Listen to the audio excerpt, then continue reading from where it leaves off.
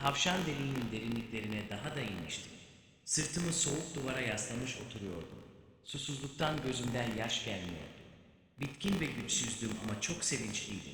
Sonunda o sarı cehennemden kurtulmuştum.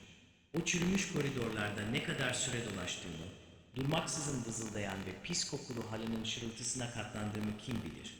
Sessizliğin değerini ne kadar çok bilebileceğimi hiç bilmiyordum. Backrooms Level 1, hayatta kalma zorluğu 1, güvenli, korunaklı, minimum varlık sayısı. Level 1'in yapısı, büyük bir otogar gibidir. Yerde su birikintileri, tavanda ise birçok boru geçer. Level 1, Level 0 gibi birçok yeri aydınlatılmıştır. Ama karanlık olan yerleri de bulunur. Burası aynı zamanda yaşanabilir bölge olarak da geçer. Çünkü birçok gezgin bu levele Level 0'dan noklip yoluyla geçmiştir ve daha yaşanabilir bir yerdir. Level 1'in yani yaşanabilir bölgenin koridorlarında iki özel olay yaşanmaktadır. Kaynak elde etmenin tek yolu olan sandıkların ortaya çıkması ve ışıkların sık sık yanıp sönmesi. Bu ışıkların sönmesi küçük karanlık bölgeler çıkmasına neden olur. Bu da anormal varlıkların burada çıkma ihtimali demektir. Bu iki olay Level 1'de yaşamak için çok önemlidir. Level 1'de öklit dışı geometri denilen bir şey vardır. Bu, algıladığınız mesafelerin duyularınız tarafından oluşturulduğu ve çevrenizin düşündüğünüz gibi olmadığı anlamına gelir. Buna örnek olarak, bir süre yürüdükten sonra kendinizin bayağı ilerlediğini düşünürsünüz ama etrafa bakınca aslında hiç ilerlemediğinizi anlıyorsunuz. Ama duyularınıza güvenmeden yolunuzu bulmanızın bir yolu vardır. İlk olarak çevrenizde bir nesne tespit edin ve dikkatli bir şekilde o nesneye bakmayı kesmeden ilerleyin. Eğer hiç yaklaşmıyorsanız simge yapının düşündüğünüzden daha uzakta olduğu anlamına gelir. Bu durumda başka bir nesneyi tespit edip işlemi tekrarlayın.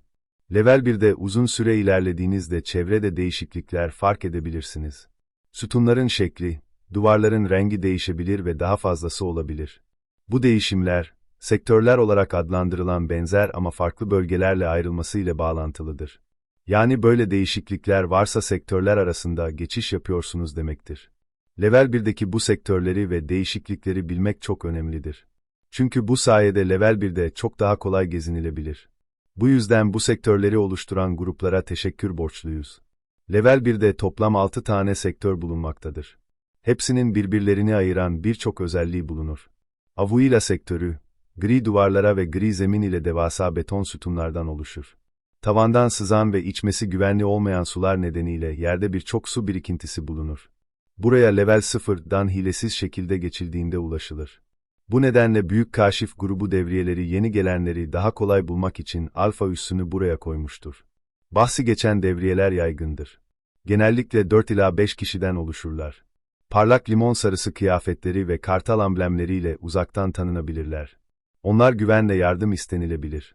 Avuila sektöründen daha renkli olan Guild sektörü, seviye 1'in diğer bölümlerine göre daha fazla ışık ve daha çeşitli bir mimariye sahiptir. Ama yapısı levelin geri kalanı gibi öklit dışıdır. Bu bölgede daha çok depoya benzeyen bir alandır ve levelin keşfedilen tüm yerlere göre daha fazla sandık bulunur. Bu yüzden eğer buraya denk gelirseniz besin depolamaya çalışın. Ayrıca burada Backrooms bağlantısız ticaret grubunun üssü olan Tüccar Kalesi'ni bulmayı başarırsanız diye yanınıza değerli eşyalar alın. Guild sektöründe geçici de olsa bir ev edinmek için takas yapmak gerekir. Gotik bölge, adını daha kıvrımlı yapısından almaktadır.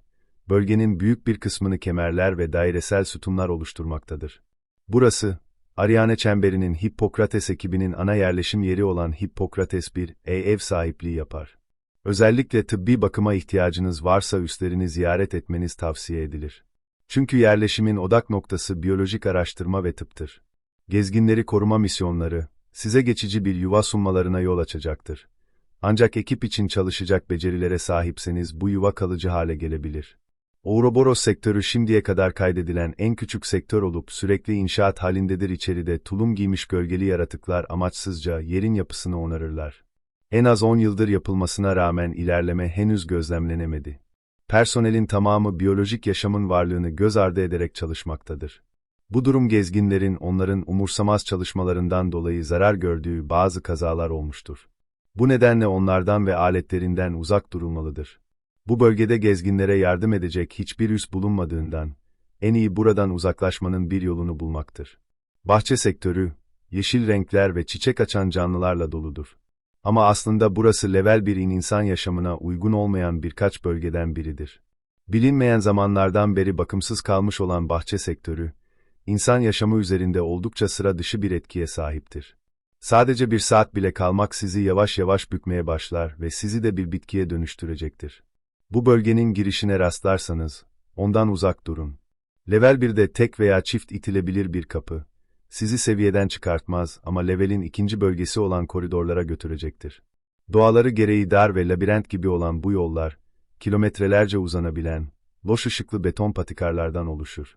Ancak burası level 1'in birinci bölgesinden daha güvenlidir. Koridorların yapısı anormal değildir.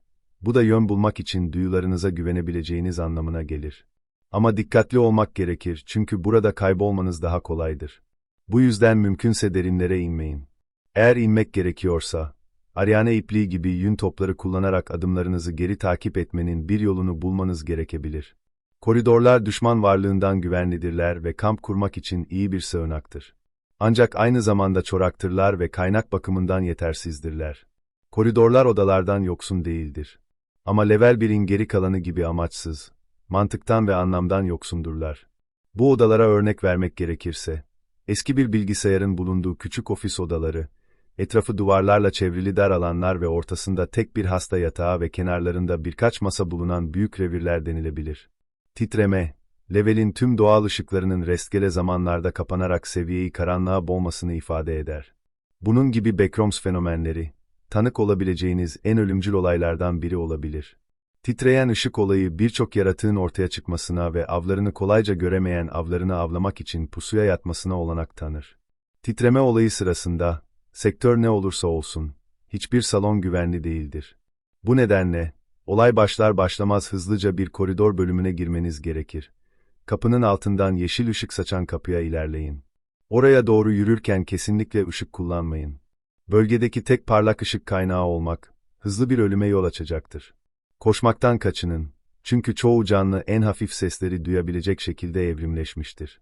Level 1'in en büyük avantajı ve yaşanabilir bölge olmasının nedeni kasalardır.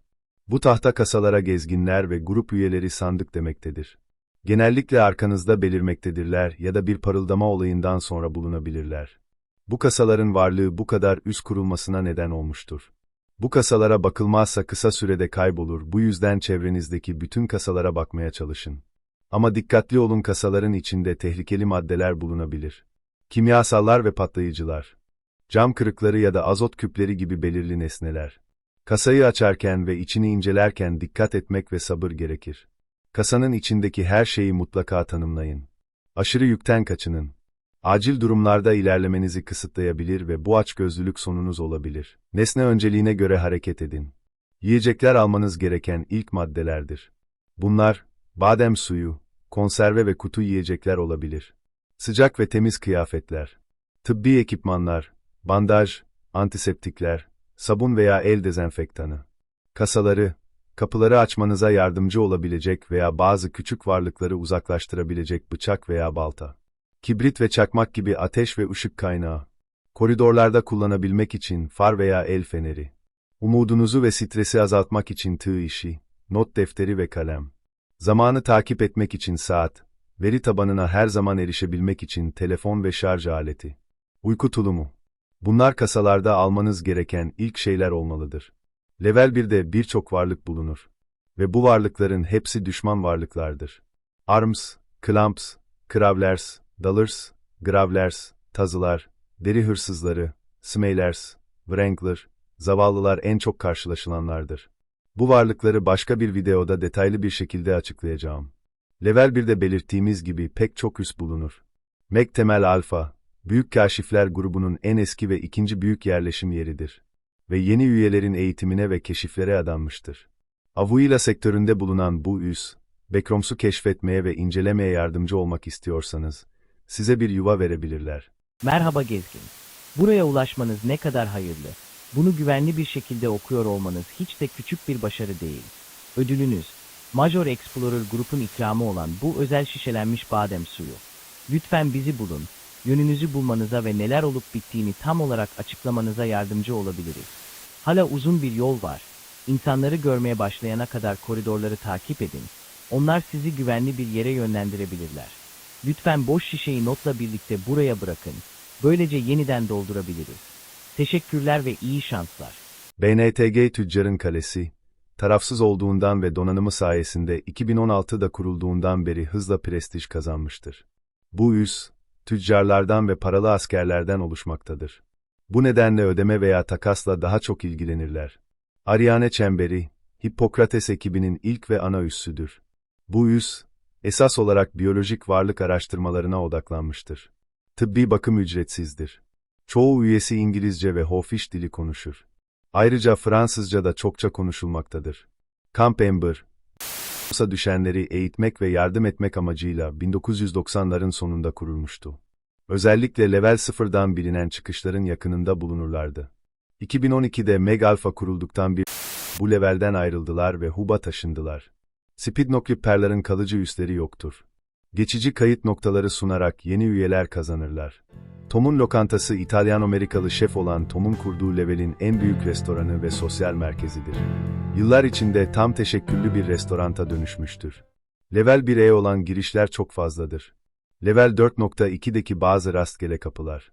Level 11'deki bazı bina girişleri, Level 12'deki Matrix kapısı, Level 40'taki paslanmış metal kapılar, Level 46'daki kumtaşı kapılar, Level 54'teki bazı kapılar, Level 162'deki bir ofis alanının kapıları, Level 215'teki önemsiz binalara açılan kapılar, Level 330'daki bir binaya bağlanan bazı kapılar, Level 409'daki karton kapılar, Level 726'daki odanın her iki kapısı, Level 2'deki sıradanlaşan koridorlarda uzun süre ilerlemek, Level 38'deki giderek daha az arızalı hale gelen salonu takip etmek, Level 141'deki merdivenleri veya asansörü kullanmak ve daha fazlası. Çıkışlar, cam kapılardan Level 22'ye, floresan ışıklarla aydınlatılmış koridorların sonunda bulunan, üzerinde benzersiz semboller bulunan kapılar Level 154'te, buzla kaplı metal kapılar Level 159A, sığınak kapıları Level 218E, mantıksız yerlerde bulunan ahşap kapılar Level 389A, asansör kapılarına benzeyen metal çift kapılar, Level 998E, düz beyaz, ahşap kapılar Level 998.2'ye, tavandaki deliklerden yukarı çıkmak Level 19A, giderek daha da arızalanan bir koridorda yürümek Level 38E. Dış cepheyi gösteren bazı duvarlardaki gedikler Level 128E, açık bir havalandırma kanalına girmek Level 800E götürür.